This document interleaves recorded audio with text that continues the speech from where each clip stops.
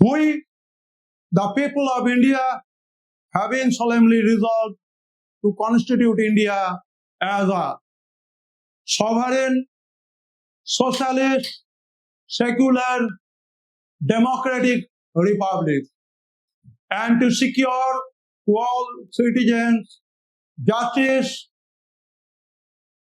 liberty, equality, fraternity. আমি doctor Surajit Kumar ধর উচ্চ মাধ্যমিক শিক্ষা সংসদের স্টুডিও থেকে সবাইকে শুভেচ্ছা জানিয়ে শুরু করছি post independence India, the beginning of a new এরা। আমরা দেখলাম মন্ত্রী মিশনে আসলো, মাউন্ট ব্যাটেন পরিকল্পনা রচিত হলো, অখণ্ড ভারতবর্ষে স্বাধীনতার লগ্ন দ্বিধা বিভক্ত ভারতবর্ষের জন্ম দিল। আমরা মেনে নিয়েছি আমরা স্বাধীনতা পেয়েছি, এবং স্বাধীনতা পাওয়ার পর একটা স্বাধীন জাতির গর্ব তার সংবিধান। সংবিধানই দেয় তার অধিকারের পরিচয়।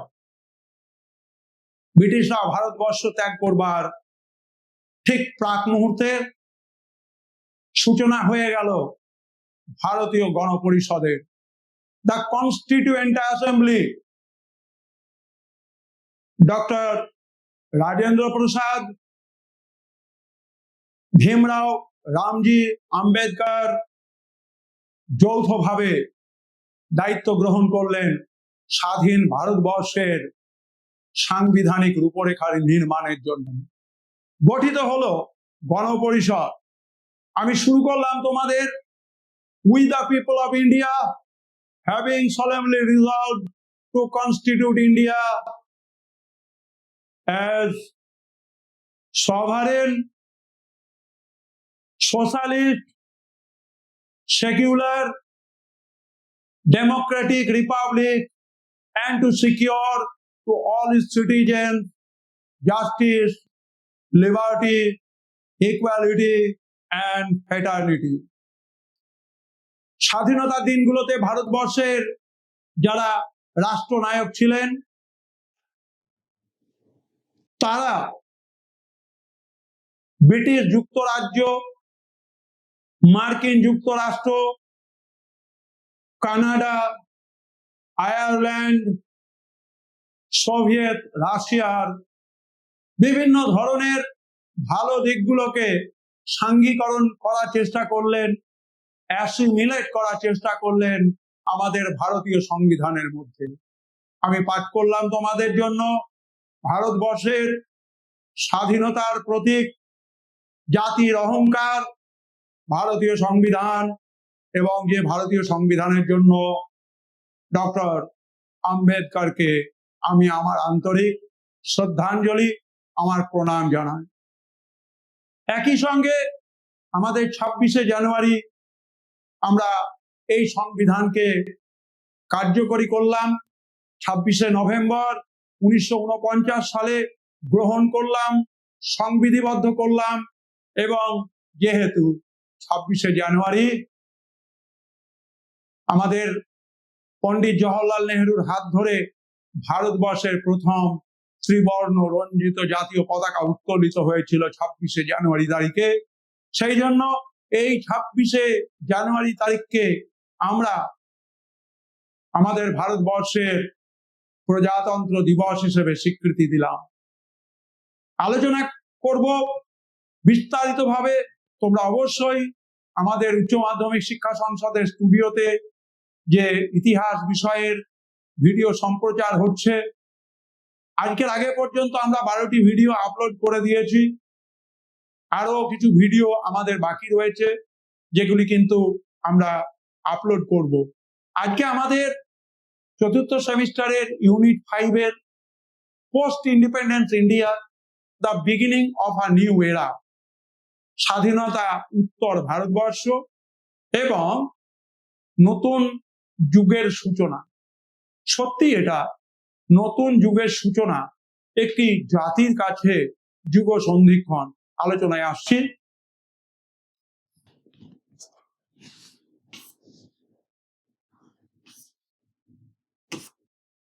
তোমরা দেখো, আমি তোমাদের এখানে লিখে দিয়েছি, the beginning of a new era, India after independence.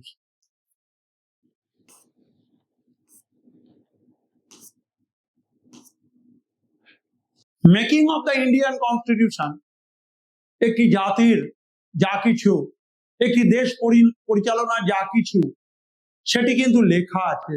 এই একটি পবিত্র পবিত্র সাংবিধানিক গ্রন্থ, পবিত্র সাংবিধানিক গ্রন্থ, হোলি কনস্টিটিউশনাল বুক। এবং এই সংবিধান তৈরি করার আগে যারা ভারতবর্ষের শীর্ষস্থানীয় জাতীয় নেতৃত্ব ছিলেন, এর বাইরেও যারা অনুন্নত সম্প্রদায় ছিলেন, যারা মুসলিম সম্প্রদায়ের মানুষ ছিলেন, তাদের মধ্য থেকে প্রতিনিধি নিয়ে 389 জন প্রতিনিধি, এবং পরবর্তীকালে সেই সংখ্যা 289 হয়েছিল। আমরা দেখতে পাই যে এখানে 389 জন প্রথমে প্রতিনিধি এবং পরবর্তীকালে সেই সংখ্যা 299 নেমে আসে। 9 ডিসেম্বর 1946 সালে রাজেন্দ্র প্রসাদ, যিনি ভারতবর্ষের রাষ্ট্রপতি ছিলেন, এবং আম্বেদকরকে চেয়ারম্যান তৈরি করে খসড়া সংবিধান প্রস্তুতির কাজ শুরু হয়। এবং এখানে কি করা হয়েছিল, বিভিন্ন ধরনের কমিটি তৈরি হয়েছিল, যার মধ্যে একটি ছিল ইউনিয়ন পাওয়ার কমিটি, অর্থাৎ ভারতবর্ষের যে কেন্দ্রশাসিত রাজ্যগুলো রয়েছে, সেই কেন্দ্রশাসিত রাজ্যকে বলা হয় ইউনিয়ন। এবং আমরা পশ্চিমবঙ্গ, বিহার, ঝাড়খণ্ড, এরা হচ্ছে অঙ্গরাজ্য।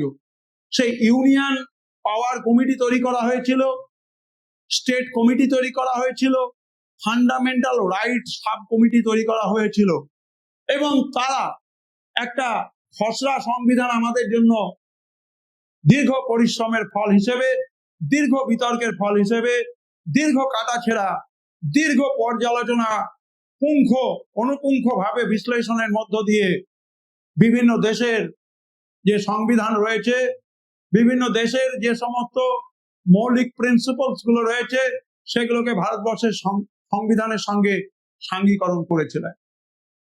আমরা ফান্ডামেন্টাল রাইটস এর কথা বললাম, মৌলিক অধিকার।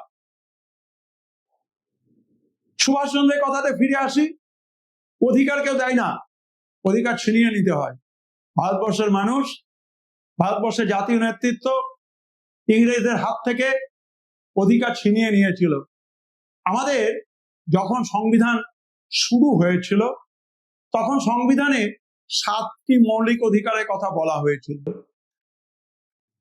1978 সালে 44তম সংশোধনী আইনের মধ্য দিয়ে 1978 সালে 44তম সংশোধনী আইন, by 44th Amendment Act of 1976, the property right or right to property was abolished, and now the total number of fundamental right is 6. বর্তমানে আমাদের মৌলিক অধিকারের তালিকাতে থাকা মৌলিক অধিকারের সংখ্যা 6টি। সম্পত্তির অধিকার 1978 সালের 44তম সংশোধনী আইনের মাধ্যমে আমাদের বাতিল হয়েছে।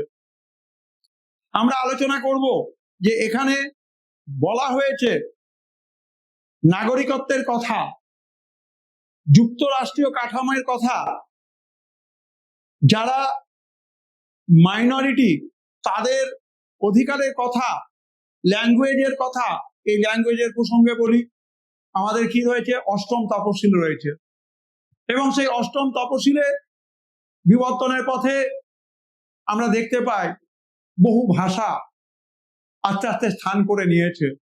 আজকে সর্বভারতীয় পরীক্ষা দেওয়ার জন্য অসমীয়া ভাষা, গুজরাটি ভাষা, এই ভাষাগুলো যেরকম স্থান করে নিয়েছে, তেমনি আগের ভাষাগুলো আছে, তালিকাটা বড় হয়েছে। এই জন্য বলছি ল্যাঙ্গুয়েজ, এবং এর জন্য কি রয়েছে, 8ম তপশিল। এবং 2025 সালের আপডেট, এই তফসিলের সংখ্যা 9th শিডিউল, নবম তফসিল পর্যন্ত এসে পৌঁছেছে। শুরুতে আমাদের সংবিধানে 395টি ধারা ছিল, 395টি ধারা ছিল, 22টি অধ্যায় ছিল। যুগের প্রয়োজনে বিভিন্ন সময়ে বিভিন্ন সমস্যা, সাংবিধানিক পর্যালোচনা নিরিখে আমাদের সংবিধান পরিবর্তন করতে হয়েছে। কিন্তু এই পরিবর্তন করার প্রক্রিয়া কিন্তু খুব সহজ নয়। লোকসভার উপস্থিত সদস্য সংখ্যার 50% অধিক, রাজ্যসভার ক্ষেত্রে একই নিয়ম বলবৎ হওয়ার পর এই সংবিধান সংশোধনী আসতে পারে এবং তাতে রাষ্ট্রপতি স্বাক্ষর করলে তা কিন্তু আইনে রূপান্তরিত হয়। এই জায়গাগুলো কিন্তু আমাদের স্বাধীন ভারতবর্ষের, তোমরা যারা ছাত্রছাত্রী রয়েছ, যারা ইতিহাস নিয়ে পড়ছো, যারা রাষ্ট্রবিজ্ঞান নিয়ে পড়ছো, তাদের সুন্দরভাবে জানা দরকার। কারণ তোমরা স্বাধীন ভারতবর্ষের সুনাগরিক, তোমাদের হাতে আগামী দিনে ভারতবর্ষের পরিচালনা শক্তি। এই জন্য আমাদের 26শে নভেম্বর তারিখটি সংবিধান দিবস হিসেবে ভারতবর্ষে পালিত হয়। আমাদের যারা সরাসরি ভোটের মাধ্যমে নির্বাচিত জনপ্রতিনিধি রয়েছেন, তারা যখন তাদের দায়িত্বভার গ্রহণ করেন শপথের মধ্য দিয়ে, তারা কিন্তু সংবিধানকে শপথ করেন। তাহলে তোমরা বুঝতে পারছো, সংবিধান ছোটখাটো একটা বই নয়, সংবিধান একটা ঠুনকো ব্যাপার নয়। সংবিধান হচ্ছে অত্যন্ত পবিত্র একটি দেশ পরিচালনার লিখিত নির্দেশ বলি, যেখানে সাংবিধানিক বিষয়গুলি কিন্তু রাখা আছে। আমার প্রিয় ছাত্রছাত্রী এবং প্রিয় শিক্ষক শিক্ষিকাদের উদ্দেশ্যে আমার নিবেদন, একটি জাতি তখনই বলিষ্ঠ জাতিতে পরিণত হতে পারে যদি সে জাতি তার দেশের অহংকার, তার সংবিধানকে নির্ভুলভাবে জানতে শেখে, নির্ভুলভাবে বুঝতে শেখে। এবং আমি আপনি যারা শিক্ষকতার পেশার সঙ্গে যুক্ত, তারা যদি আগামী দিনে যারা সুনাগরিক হবেন, সেই সমস্ত ছাত্রছাত্রীদের কাছে আমরা এই সংবিধানের দিকগুলোকে সুন্দরভাবে তুলে ধরতে পারি। আমরা দেখলাম যে এই সংবিধান 26শে নভেম্বর অ্যাডপ্টেড হয়েছে, এনঅ্যাক্টেড হয়েছে এবং কেম ইনটু এফেক্ট, কার্যকরী হয়েছে 26শে জানুয়ারি 1950 সালে। এবং এখানে আমরা দেখতে পাচ্ছি যে 395টি ধারা, 22টি পার্ট এবং 8টি শিডিউল ছিল। ফান্ডামেন্টাল রাইটস এর কথা বলা হয়েছে, ফান্ডামেন্টাল ডিউটিজ এর কথা বলা হয়েছে ডিরেক্টিভ প্রিন্সিপালস পার্ট 4 এর কথা। আমি শুধু আমার অধিকার বুঝে নেব, আমি আমার কর্তব্য দায়িত্ব দেশের প্রতি পালন করব না, এটি তো হতে পারে না। ভারতবর্ষের সংবিধান মৌলিক অধিকারের সঙ্গে মৌলিক কর্তব্যের বিধান দিয়েছে রাষ্ট্র পরিচালনার নির্দেশমূলক নীতি, ডিরেক্টিভ প্রিন্সিপাল।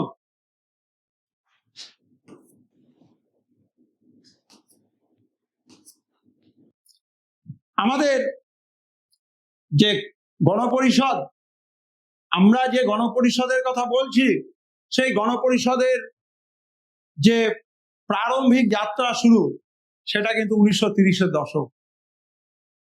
আপনারা জানুন, বহু কষ্টের, বহু লাঞ্ছনা, বহু অত্যাচার, শোষণ, নিপীড়ন, ইংরেজদের হাত থেকে ভারতীয়রা ছিনিয়ে নিল তাদের অধিকার। 1934 সালে তখন ভারতবর্ষের যে কমিউনিস্ট পার্টি, তার যিনি চালিকা শক্তিতে ছিলেন মানবেন্দ্রনাথ রায়, বাঙালি ছেলে, সেই মানবেন্দ্রনাথ রায় 1934 সালে প্রথম গণপরিষদের ধারণার কথা বললেন।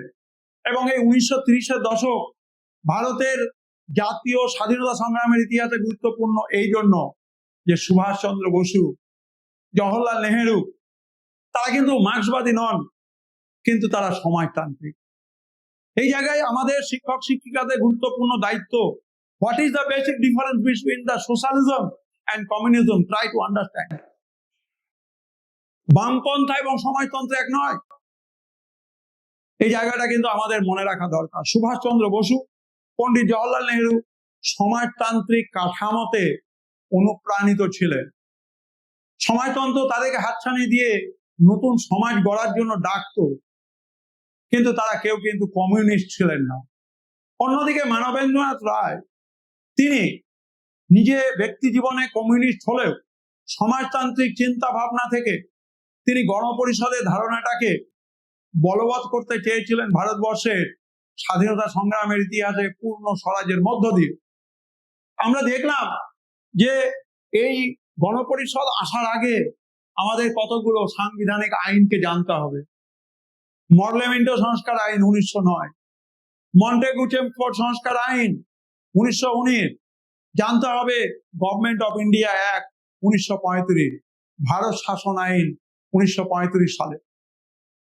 এবং আমরা দেখলাম ক্রিপ্ট মিশন চলে গেল, মহাত্মা গান্ধী আস্তে আস্তে পূর্ণ স্বরাজের পরোক্ষ সমর্থকে পরিণত হলেন এবং 389 জন প্রাথমিক সদস্য নিয়ে গণপরিষদ যাত্রা শুরু করলেও এটা কমে যায় এবং কমে গিয়ে 299 এই সংখ্যাতে এসে দাঁড়ায়।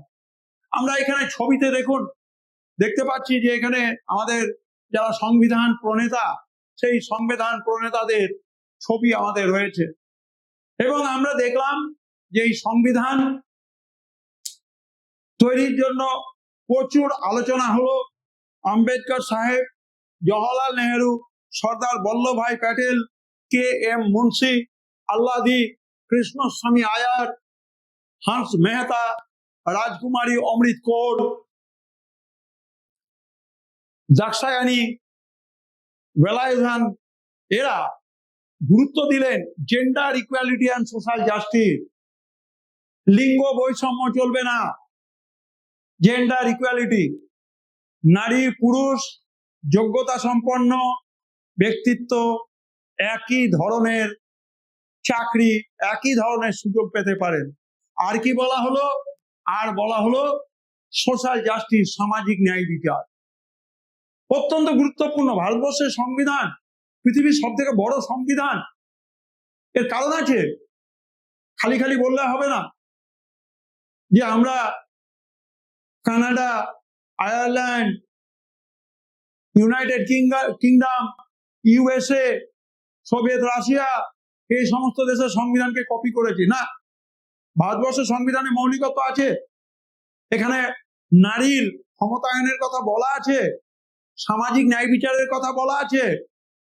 মনে রাখতে হবে যে ভারতবর্ষের সংবিধান কেন পৃথিবীর সব থেকে বড় সংবিধান হয়েছে, কারণ সংবিধান নির্মাতারা চাননি যে অদূর ভবিষ্যতে সাংবিধানিক কোনো ইস্যু নিয়ে জটিলতা তৈরি হোক, এবং সেই জটিলতা নিরসনের জন্য তারা সংবিধানের প্রত্যেকটি দিককে, প্রত্যেকটি বিষয়কে খুঁটিনাটি ভাবে আমাদের সংবিধানে স্থান করে দিয়েছেন।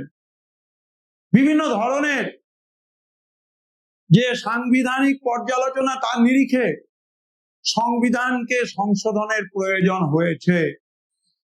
সংবিধান সংশোধনী প্রস্তাব এসেছে, ভোটাভুটি হয়েছে, এবং সেখানে আমরা দেখলাম যে পরোক্ষ ভোটের ভিত্তিতে নির্বাচিত রাষ্ট্রপতি, উপরাষ্ট্রপতি, তারা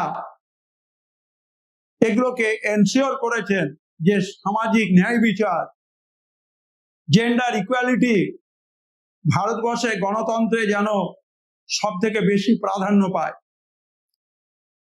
আমাদের সংবিধান সভার যে কাজ, সেখানে আমরা দেখলাম যে ফান্ডামেন্টাল পলিটিক্যাল স্ট্রাকচার, আমাদের ভারতবর্ষের রাজনৈতিক মৌলিক যে কাঠামো, সেটাকে কিন্তু তুলে ধরেছে। আমরা দেখলাম এখানে ফান্ডামেন্টাল রাইট, মৌলিক অধিকার, নির্দেশমূলক নীতিগুলোর কথা বলেছে এক্সিকিউটিভ, লেজিসলেটিভ, জুডিশিয়ারি, আইন বিভাগ, শাসন বিভাগ এবং বিচার বিভাগের দায়িত্ব, কর্তব্য এবং তাদের ট্রান্সপারেন্সি, স্বচ্ছতার জায়গাকে বজায় রাখার জন্য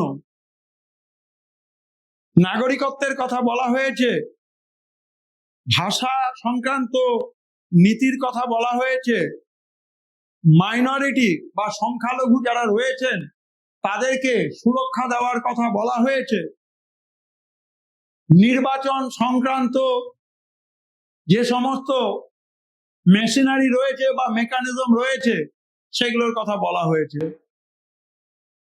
অবশ্যই আমরা ভারতের সংবিধানের স্থপতি হিসেবে ডক্টর বি.আর. আম্বেদকরের নাম সর্বদাই সশ্রদ্ধ চিত্তে স্মরণ করি। তাকে বলা হয় chief architect of the Indian constitution.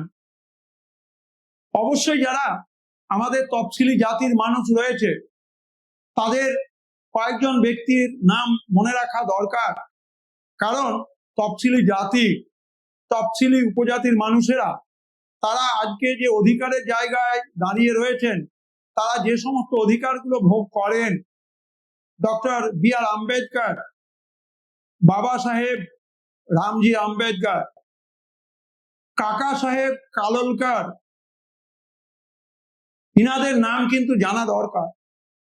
এনারা না থাকলে তফসিলি জাতি উপজাতির মানুষেরা তাদের অধিকার এত সুন্দরভাবে উপভোগ করতে পারত না। সেই জন্য আমরা বি.আর. আম্বেদকর সাহেবকে chief architect of the Indian constitution, ভারতীয় সংবিধানের স্থপতি বলে থাকি, প্রধান স্থপতি। আসা যাক বি.আর. আম্বেদকর কেন সোশ্যাল জাস্টিসের কথা বলেছিলেন। আপনারা হয়তো বা আমরা সবাই হয়তো বি.আর. আম্বেদকরের ছাত্র জীবনের কথা জানি। জন্ম হয়েছিল মৌয়ের একটা সেনা ছাউনিতে। রামজি বাবা, ভীমা মা, এবং তিনি জাতপাতের শিকার হয়েছিলেন। বি.আর. আম্বেদকর স্কুলে পড়াকালে দুপুরবেলায় টিফিনের টাইমে স্কুলের কাছে থাকা যে টিউবওয়েল, সেখানে পানীয় জল আনবার জন্য অপেক্ষা করতেন ঘন্টার পর ঘন্টা। যেহেতু তিনি নিচু সম্প্রদায় ছিলেন, উচ্চ বর্ণের মানুষের জলের জায়গাতে তার অধিকার ছিল না। এই জাতপাতের জায়গা থেকে বি.আর. আম্বেদকরকে মুক্ত করে আনার জন্য তার বিদ্যালয়ের শিক্ষক তাকে শাঙ্খপাল উপাধি দিয়েছিলেন। তাহলে মা ভীমা, বাবা রামজি, মাস্টার মশাই শাঙ্খপাল, এই শিশুর মনে মাস্টার মশাই শাঙ্খপাল সোশ্যাল জাস্টিস এই চিন্তাটাকে ঢুকিয়ে দিয়েছিলেন। আম্বেদকর যখন সংবিধানের কাজে হাত দেন, তিনি কিন্তু সোশ্যাল জাস্টিস, ইকুয়ালিটি, এই জায়গাগুলোকে অত্যন্ত গুরুত্ব দিয়ে কিন্তু সংবিধানে পৌঁছে দেওয়ার চেষ্টা করেছিলেন। আমরা আজকে ভীমরাও, রামজি, শাঙ্খপাল, আম্বেদকরকে স্মরণ করি। কিন্তু এই নামটির কারণটা কি, প্রেক্ষাপটটা কি? আম্বেদকর কেন সংবিধান তৈরির সময় মাইনরিটি প্রোটেকশনের উপরে গুরুত্ব দিলেন? আনটাচেবিলিটির উপরে কেন গুরুত্ব দিলেন? দলিতের অধিকার বিষয়ে মাধ্যমিকের পাঠ্যক্রমে পড়ানো হয়, দলিত অধিকার বিষয়ে গান্ধীজি এবং আম্বেদকরের মতামতের পার্থক্য, বিতর্ক পড়ানো হয়। আম্বেদকর তার ব্যক্তি জীবনের অভিজ্ঞতা থেকে সোশ্যাল জাস্টিসের কথা ভেবেছিলেন। ইকুয়ালিটি বিফোর ল, আইনের চোখে সমতার কথা ভেবেছিলেন।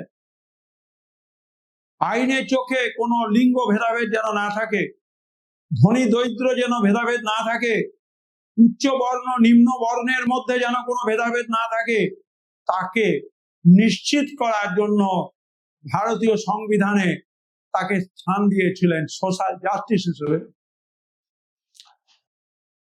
আমাদের ভারতের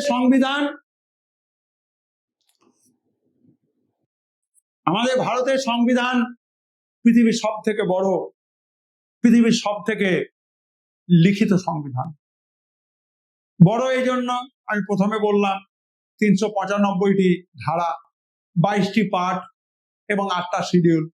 যুগের প্রয়োজনে এগুলো পরিবর্তন হয়েছে এবং খুব সম্ভবত 400-র উপরে আমাদের ধারা এবং তার উপধারাগুলো পৌঁছে গেছে 404-এর উপর।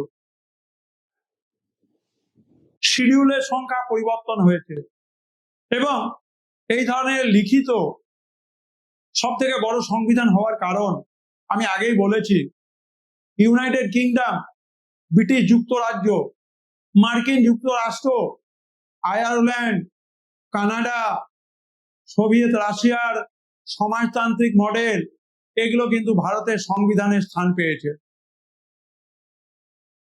আমেরিকা থেকে এসেছে হিউম্যান রাইটস, মানব অধিকার, যে আমেরিকা আব্রাহাম লিঙ্কনের হাত ধরে ডেমোক্রেসির ধারণা পেয়েছিল, democracy of the people, for the people and the by the people, জনগণতন্ত্র। ভারতবর্ষ সেই ডেমোক্রেসিকে তাদের নির্বাচন প্রক্রিয়াতে, তাদের সংবিধানে এবং সেখানে যে ইলেকশন প্রসিডিওর সংক্রান্ত বিষয় বর্ণনা করা হয়েছে সেখানে স্থান করে দিয়েছে। আমাদের এখানে কি রয়েছে? সংসদীয় সরকারি ব্যবস্থা, সংসদীয় সরকারি ব্যবস্থা, এবং সেই সংসদীয় সরকারি ব্যবস্থাতে প্রধানমন্ত্রীর নেতৃত্বে একটি সরকার পরিচালিত হচ্ছে কেন্দ্রে এবং মুখ্যমন্ত্রীর নেতৃত্বে রাজ্যগুলোতে একটি সরকার কাজ করে। কেন্দ্রে প্রধানমন্ত্রীর নেতৃত্বে এটা হচ্ছে কেন্দ্র সরকার, রাজ্যের ক্ষেত্রে মুখ্যমন্ত্রী এবং তার মন্ত্রী গোষ্ঠীর নেতৃত্বে রাজ্য সরকার। এর বাইরে একটি তালিকা আছে, সেটির নাম হচ্ছে কনকারেন্ট লিস্ট, যুগ্ম তালিকা। শিক্ষা হচ্ছে আমাদের এই যুগ্ম তালিকার অংশ। যেমন ভাবে প্রতিরক্ষা, যেমন ভাবে রেলওয়ে, জাতীয় সড়ক, এগুলো সব হচ্ছে কেন্দ্রের হাতে, ঠিক তেমনি রাজ্যের কিছু ক্ষমতা এবং তার সুনির্দিষ্ট বিবরণ দেওয়া আছে।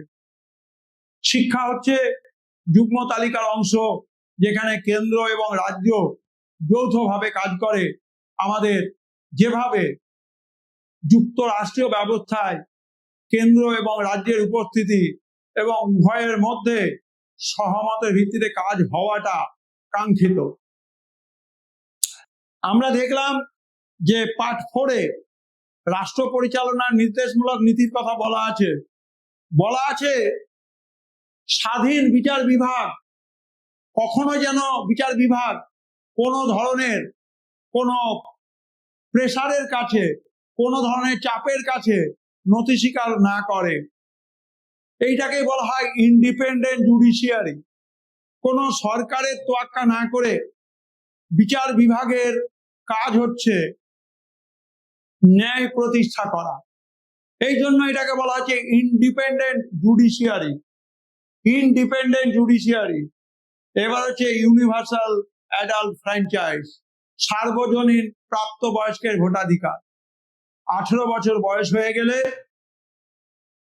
প্রত্যেকটি ভারতীয় নাগরিক তার রাজনৈতিক অধিকার হিসেবে ভোটাধিকার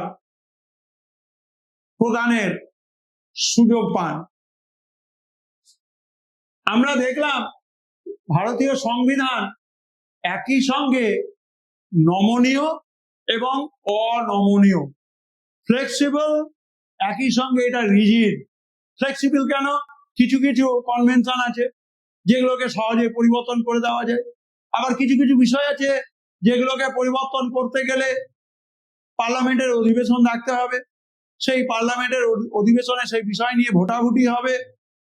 পক্ষ বিপক্ষের মধ্যে যদি আইনের পক্ষে ভোট বেশি পড়ে তাহলে পরবর্তী ধাপ সেটি রাজ্যসভাতে যাবে, সেখানে একই পদ্ধতি। এবং তার জন্য যে সম্পর্কে বলা হয়েছে সেটি হচ্ছে সংবিধানের 368 নম্বর ধারায় যে কিভাবে সংবিধান পরিবর্তন হবে। পদ্ধতিটা এতটা সহজ নয়, কারণ আমাদের ভারতবর্ষে সংবিধানের একটা বিশেষ দিক, এই সংবিধান যেমন নমনীয়, ঠিক একই সঙ্গে এই সংবিধান অনমনীয়, অর্থাৎ it is a mixture of flexibility as well as it is a mixture of rigidity. অত সহজ নয়। আমার ইচ্ছে হলো আমি সংবিধান পরিবর্তন করে দিলাম, আমার নিজের রাজনৈতিক দলের প্রয়োজন, এটাকে পরিবর্তন করতে হবে, করে দিলাম। বিষয়টা কিন্তু এতটা নয়।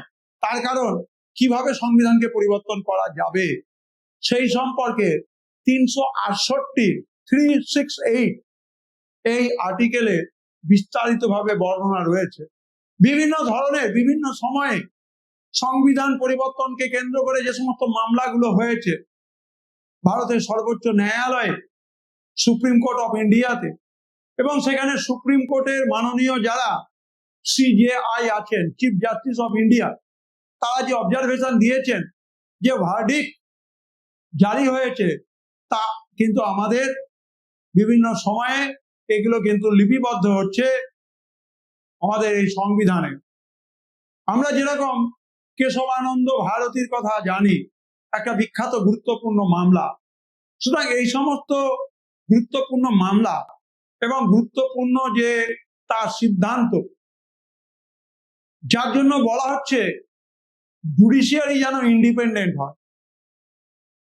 আমরা বিচারে আগে দেখেছি যে ন্যায়দণ্ড হাতে একটা প্রতীক দাঁড়িয়ে আছে, একটা ফিগার দাঁড়িয়ে আছে, তার দুই চোখ কালো, কাপড় দিয়ে বাঁধা। এটি যেন রক্ষিত হয়।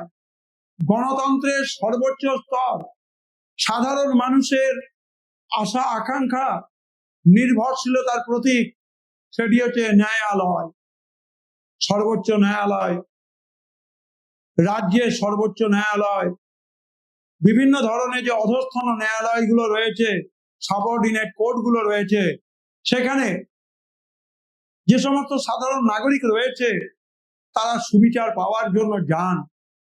যদি ইন্ডিপেন্ডেন্ট জুডিশিয়ারি, নিউট্রাল জুডিশিয়ারি না হয়, তাহলে কিন্তু জনগণতন্ত্রের রক্ষা, সুরক্ষা, মানুষের অধিকার রক্ষিত হবে না।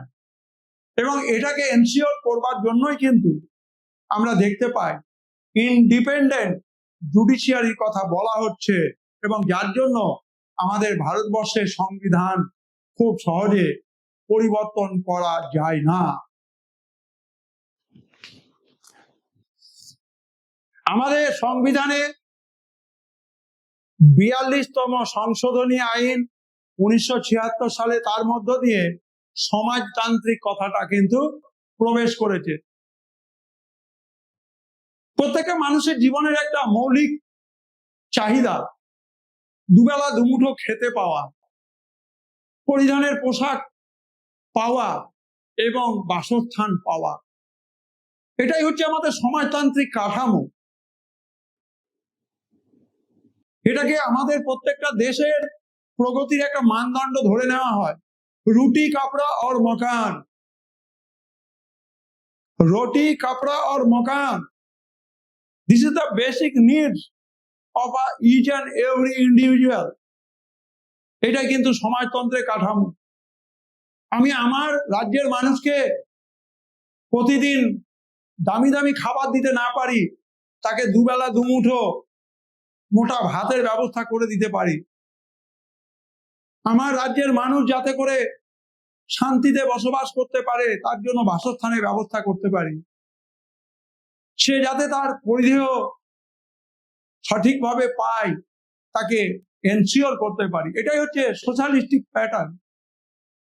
যে সুভাষচন্দ্র বলতেন যে রাজনৈতিক অধিকারের আগে দরকার, সেটা হচ্ছে অর্থনৈতিক অধিকার। একটি দেশকে উন্নত করতে গেলে অর্থনৈতিক হাতিয়ারকে মজবুত করতে হবে, এবং এই অর্থনৈতিক হাতিয়ারই হচ্ছে আমাদের সমাজতন্ত্রের একটা গুরুত্বপূর্ণ চাবিকাঠি।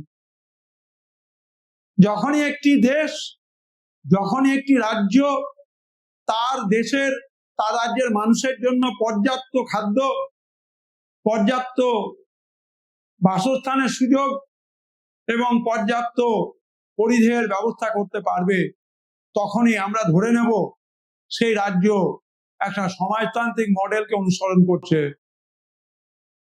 আমি প্রথমেই বলেছি যে সমাজতন্ত্র এবং মার্ক্সবাদ এক নয়।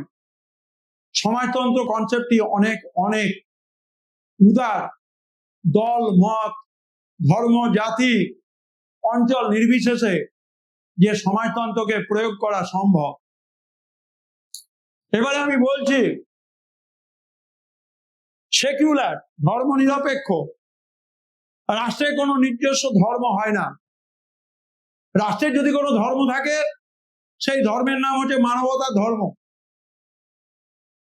আমাদের ভারতবর্ষে কোনো রাষ্ট্র ধর্ম নেই, আমাদের ভারতবর্ষে কোনো রাষ্ট্র ভাষা নেই,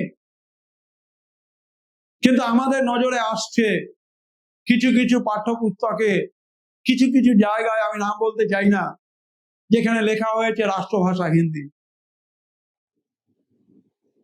2009 সালে তথ্যের অধিকার আইনে কেন্দ্রের কাছে জানতে চাওয়া হয়েছিল আমাদের ভারতবর্ষের কি কোনো রাষ্ট্রভাষা আছে, এবং সেই তথ্যের অধিকার আইনের জবাব এসেছিল ভারতবর্ষের কোনো রাষ্ট্রভাষা নেই। আমাদের মাধ্যমিক স্তরের যে পাঠ্যপুস্তকগুলো রয়েছে, বিভিন্ন ধরনের বেসরকারি সংস্থা আমাদের টেক্সট বুক পারমিশন পেয়েছে, যেখানে আমাদের যারা রিভিউ করেছেন তারা বইগুলোতে ছাড়পত্র দিয়েছেন যেখানে লেখা আছে রাষ্ট্রভাষা হিন্দি।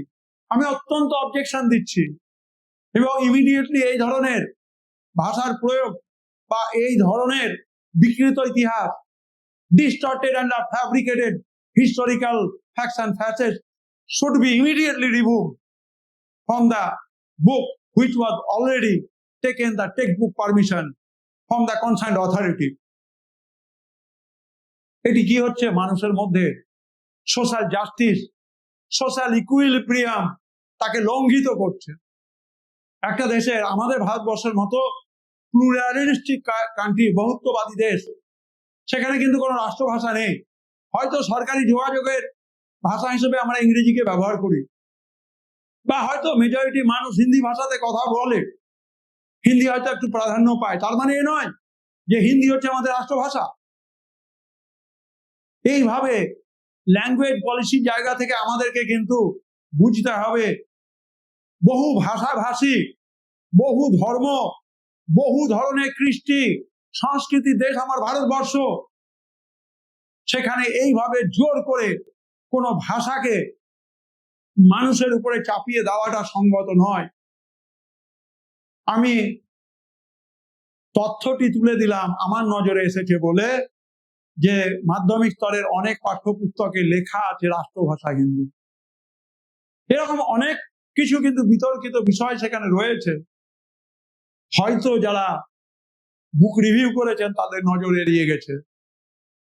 আমি মাননীয় কর্তৃপক্ষের কাছে অনুরোধ রাখবো, যখন আমি ভারতীয় সংবিধানকে অঙ্গীকার করছি, সংবিধানের প্রতি শপথ নিচ্ছি, তখন আমাকে অবশ্যই যেগুলো আমি বলেছি, with the people of India having solemnly resolved to constitute India as a sovereign socialist secular democratic republic and to secure all its citizens justice, liberty, equality and fraternity, এগুলো যেন কোনোভাবে লঙ্ঘিত না হয়। আলোচনা করছি আমাদের দেশে কোনো নির্দিষ্ট ধর্ম নেই, আমাদের দেশ ধর্ম নিরপেক্ষ রাষ্ট্র। আমাদের দেশে রাজা নেই, আমাদের দেশে জনগণই হচ্ছে রাজা। লোকনায়কতন্ত্র, গণতন্ত্র রয়েছে। জনগণ 18 বছর বয়স হয়ে গেলে রাজনৈতিক ভোটাধিকার প্রয়োগের মধ্য দিয়ে তার পছন্দ মতো প্রার্থীকে বিধানসভা লোকসভাতে পাঠান, এবং এই লোকসভা, বিধান পরিষদ বা রাজ্যসভাতে, আমরা লোকসভা এবং রাজ্যসভাতে যাদেরকে পাঠাচ্ছি, রাষ্ট্রপতি বা উপরাষ্ট্রপতি, তারা পরোক্ষ ভোটে নির্বাচিত হন। পরোক্ষ ভোট ব্যাপারটা কি? ধরা যাক আমি একজন এমএলএ, আমাকে আপনারা জনগণ ভোট দিয়ে নির্বাচিত করেছেন, আমি এবার রাষ্ট্রপতি নির্বাচনে অংশ নিচ্ছি। এই অংশটাকে বলা হচ্ছে পরোক্ষ ভোটাধিকার, ইনডাইরেক্ট ইলেকটরেট সিস্টেম। অর্থাৎ যদি গোটা ভারতবর্ষের কয়েকশো কোটি মানুষ ভোট দিয়ে রাষ্ট্রপতি নির্বাচন, এটা কিরকম ব্যাপার হবে? তার জন্য আমরা যাদেরকে বিধানসভা বিধান পরিষদে পাঠাচ্ছি তারা একটা নির্দিষ্ট অনুপাতের ভিত্তিতে লোকসভা এবং রাজ্যসভাতে রাষ্ট্রপতি এবং উপরাষ্ট্রপতিকে নির্বাচিত করতে পারেন বা মনোনীত করতে পারেন। সহমত যদি হয়ে যায় তাহলে পরে সেটাকে বলা হয় সিলেক্টেড। আর যদি সহমত না হয়, ভোটাভুটির মধ্য দিয়ে যদি রাষ্ট্রপতি পদটি স্থিরীকৃত হয় তাহলে তাকে বলা হয় elected by indirect electoral process. এবারে পার্ট 4-এ বলা আছে, পার্ট 4-এ আমাদের বলা আছে, সেটা হচ্ছে ডিরেক্টিভ প্রিন্সিপলস এর কথা। আমি ফ্লেক্সিবল এবং রিজিড কনস্টিটিউশনের কথা বললাম, ফ্লেক্সিবল এবং রিজিড কনস্টিটিউশনের কথা বললাম, আমি প্রিয়াম্বলের কথা আলোচনা করলাম।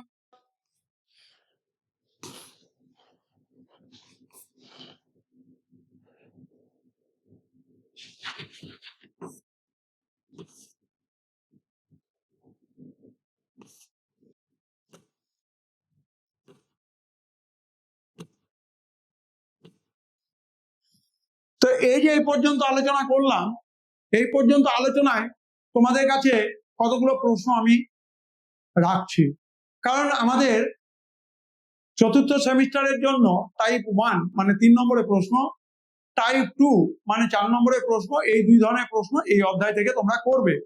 এবং সেক্ষেত্রে 3 নম্বরের প্রশ্ন কি হতে পারে?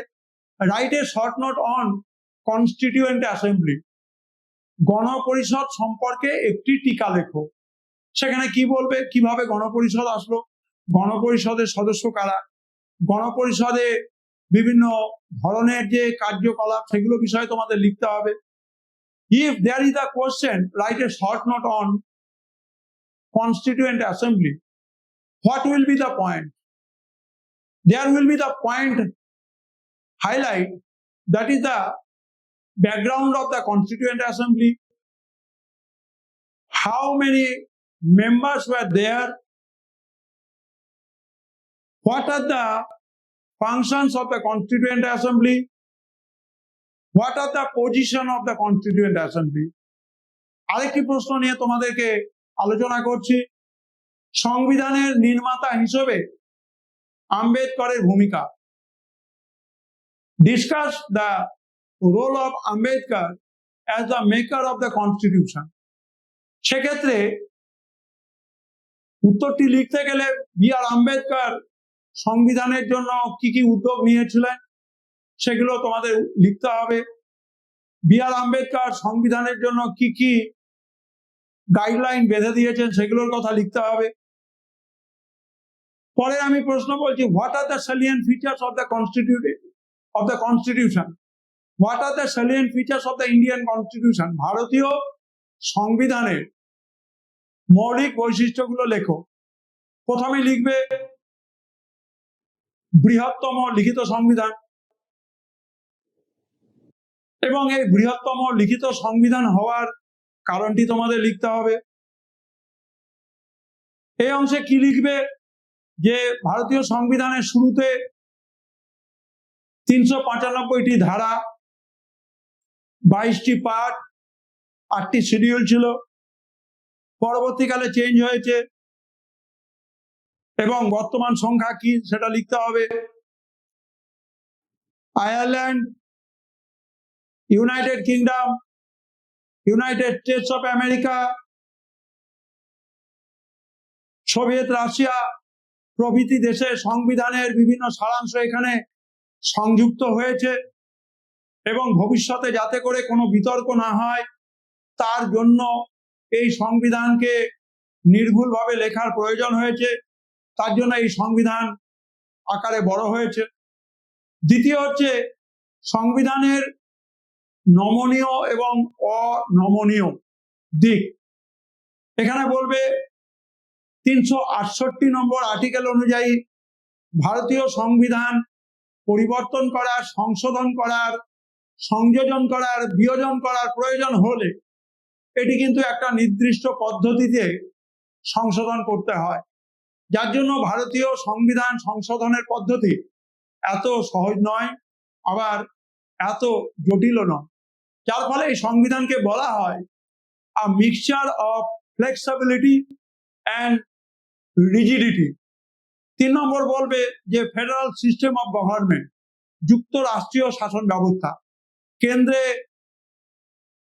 কেন্দ্রীয় সরকার, রাজ্যগুলোতে রাজ্য সরকার, এইভাবে উভয়ের মধ্যে ক্ষমতার বন্টন রয়েছে এবং সুবিন্যস্ত বন্টনের মধ্য দিয়ে আমাদের সংসদীয় গণতন্ত্র যুক্তরাষ্ট্রীয় কাঠামোতে পালিত হয়। Now it is an English version. What are the salient features of the Indian Constitution? To write the answer of this question, dear students and teachers, you must follow the following guideline. Number 1, the written and the vast written form Constitution. At the initial stage, there was the Article 395, 22 part and 4 and 8 schedule, and it is more or less some part copied from the Constitution of UK, Constitution of USA, Constitution of Ireland, Constitution of Canada, and Constitution of, last of all, Soviet Russia, following the socialist pattern.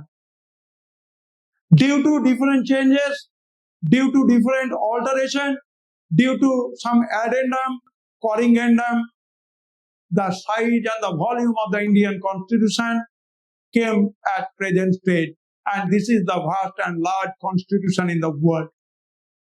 It is a constitution of flexible and rigid matter. For making any type of correction, alteration, addendum, corrigendum, the process for doing so, the process is rigid. As per Article 368, the correction procedure to be followed, and last of all, by the signature of the Honorable President of the Union Republic, it must be came into law. Number 3, federal structure of government. In center, there was a union government. In state, there is the state government. So there is the allocation of power and function of the union and the state. So this is known as the federal structure of government, and last of all, independent judiciary, অর্থাৎ নিরপেক্ষ বিচার ব্যবস্থা দরকার। আমাদের সংবিধানের আরো বিশেষ দিক যে there is mention of the fundamental rights and directive principles as per part 4. সুতরাং আমার প্রিয় ছাত্রছাত্রীরা, তোমরা স্বাধীনতার পরবর্তী ভারতবর্ষ বা স্বাধীনতা উত্তর ভারতবর্ষ এবং the beginning of a new এরা, নতুন যুগের সূচনা, এই অধ্যায়ের প্রথম অংশ এখানে রাখছি। ফিরে আসছি বিরতির পর, সঙ্গে থাকো।